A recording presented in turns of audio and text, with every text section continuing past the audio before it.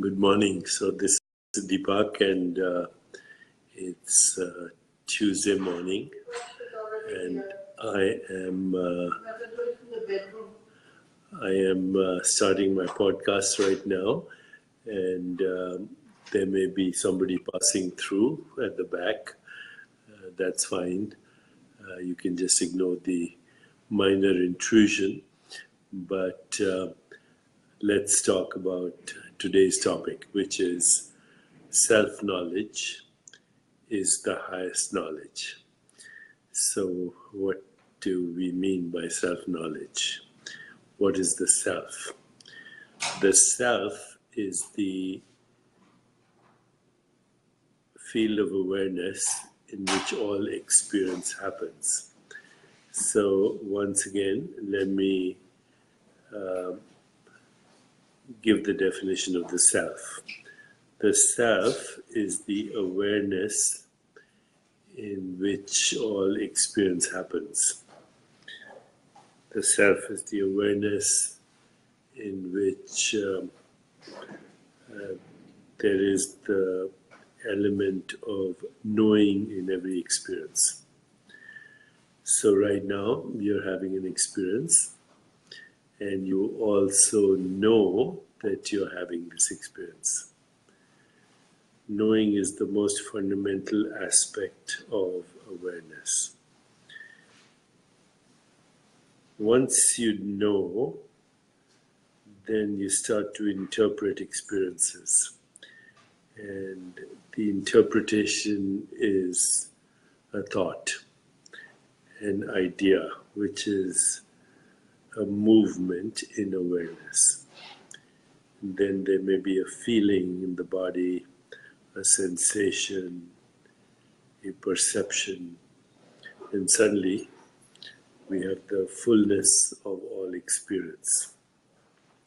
We have the fullness of all experience. So this morning, before I started to think about this podcast, I actually went into the dictionary and I see what the dictionary had to say about some of the words we use. So here is the dictionary meaning of the word dictionary. A dictionary is a list of words in a language and gives meaning to experience. A word is a conceptual construct of language. A thought is an idea or opinion. Thinking is a process in awareness that generates ideas based on interpretations of experience. Experience itself is practical contact with and observation of facts or events. Awareness is the knowing element in every experience. Feeling is an emotional state or reaction as a result of experience. Perception is to become aware of something through the senses. A construct is an idea or theory that comes about by bringing together other ideas or theories. An idea is a concept or mental impression. Okay, so then what happened is, as a result of this, I started to look at the origins of language, and this is what you discover when you learn the origins of language.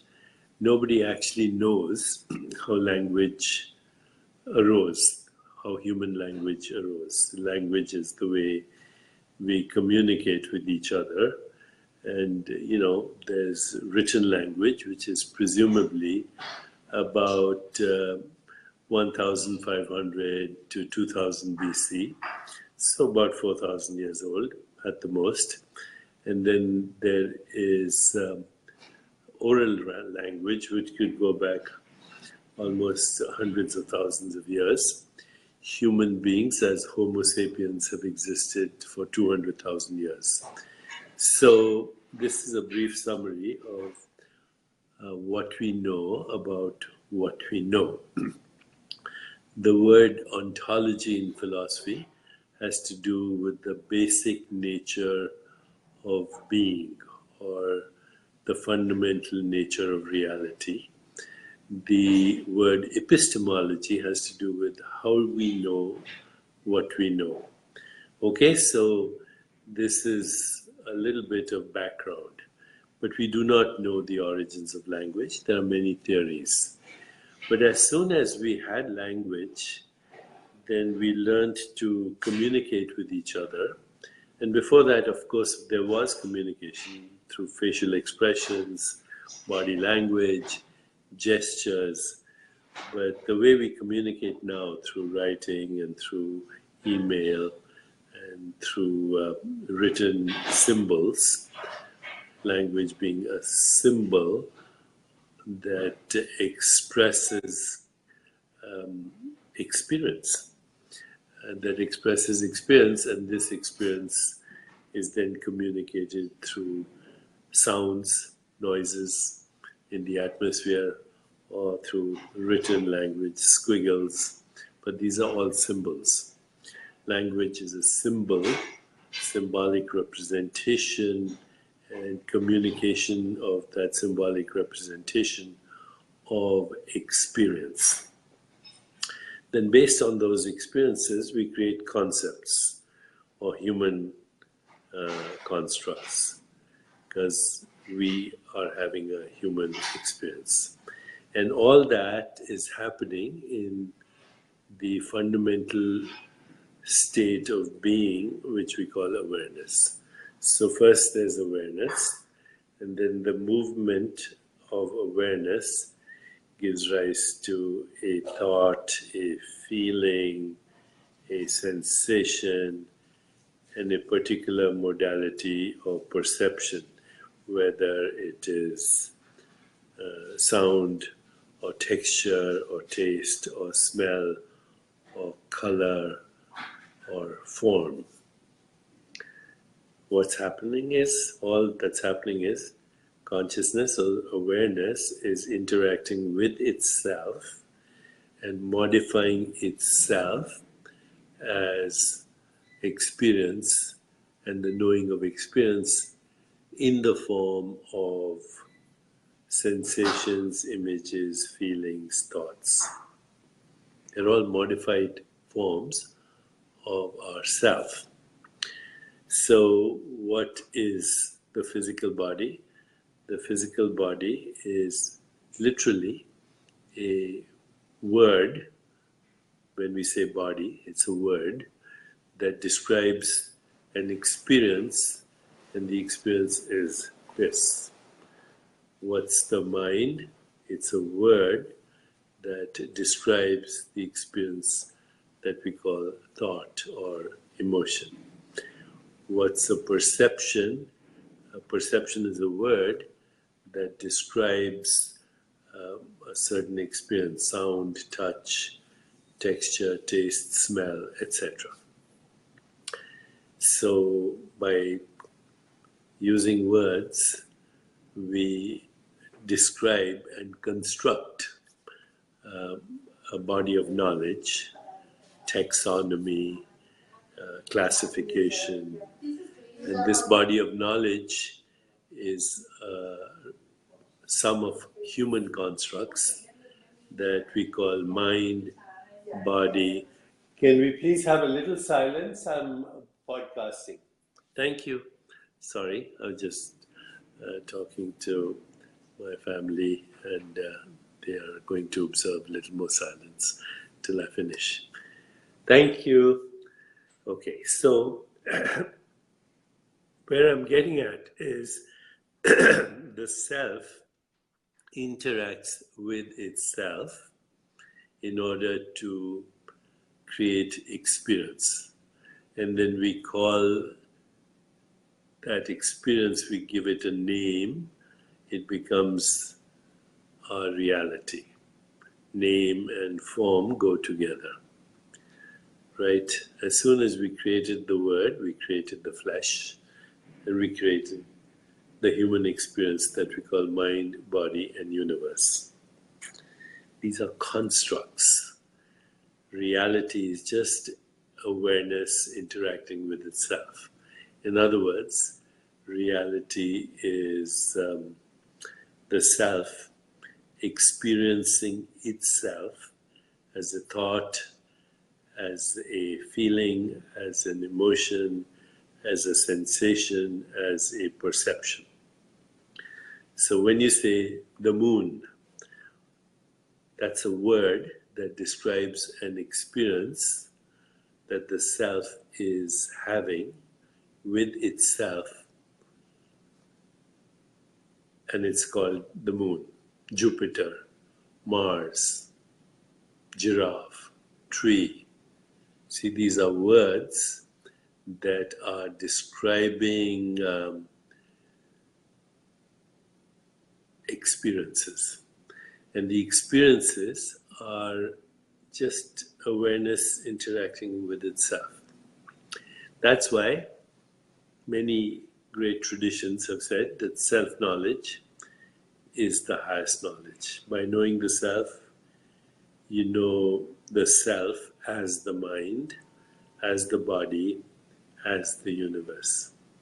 Jupiter, Mars, solar system, stars, galaxies, the entire universe of form and phenomena is nothing other than the self being aware of itself as that experience, as the experience of Deepak, as the experience of all of you who are commenting, as the experience of sound, touch.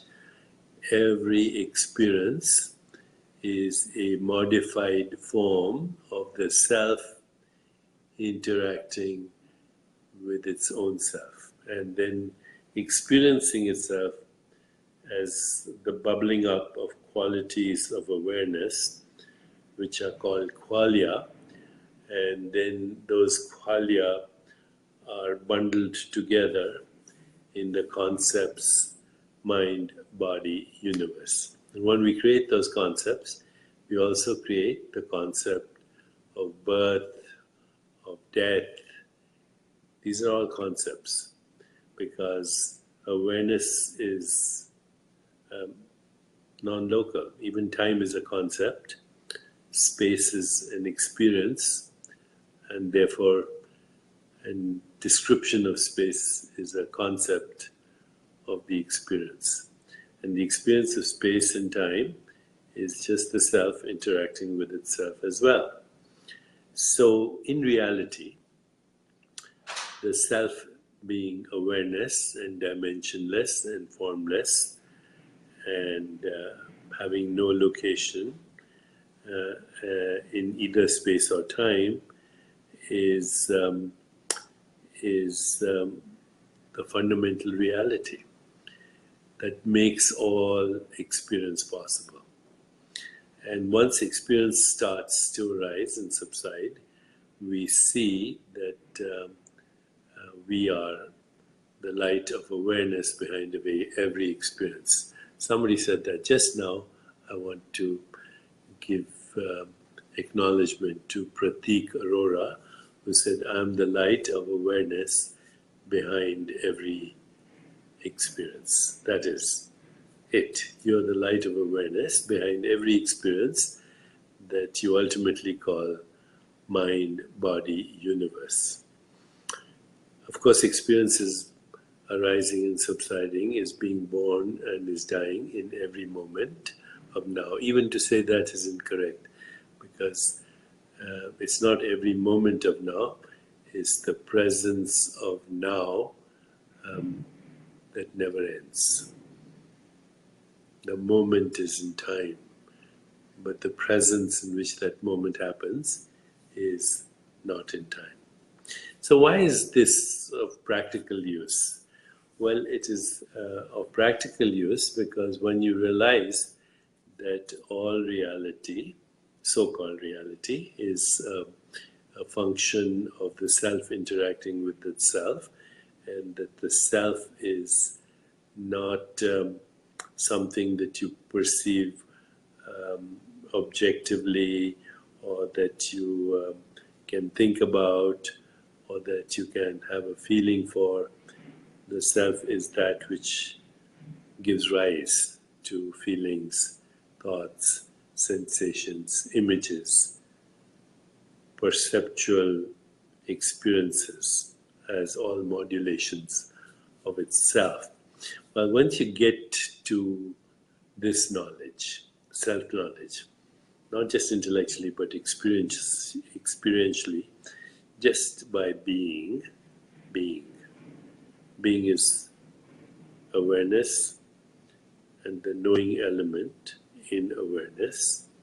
Once you get here, then you are transcending all concepts, all constructs, and therefore realizing that you are, in fact, the creator of the experience that we call mind, body, universe. This gets rid of all fear, including the fear of death, because death is a concept, just like birth is. The real you was never born. The real you is experiencing itself as this and all this. The real you is dimensionless, formless, but gives rise to all forms, all dimensionalities of experience. The real you can only be known by understanding that if you can perceive it, and you can describe it, and you can label it, and you can think about it, and you can imagine it, and you can conceptualize it, then it's a projection and not the fundamental reality. Fundamental reality cannot be conceptualized, cannot be imagined, cannot be seen, cannot be perceived, cannot be thought of, but it makes all those activities possible. So the universe is not a thing, it's an activity of the self within the self. The body is not a thing. It's an activity, a mode of knowing and experience, an interpretation of that experience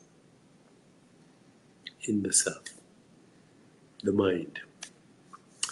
It's not a thing, it's an activity of the self within the self.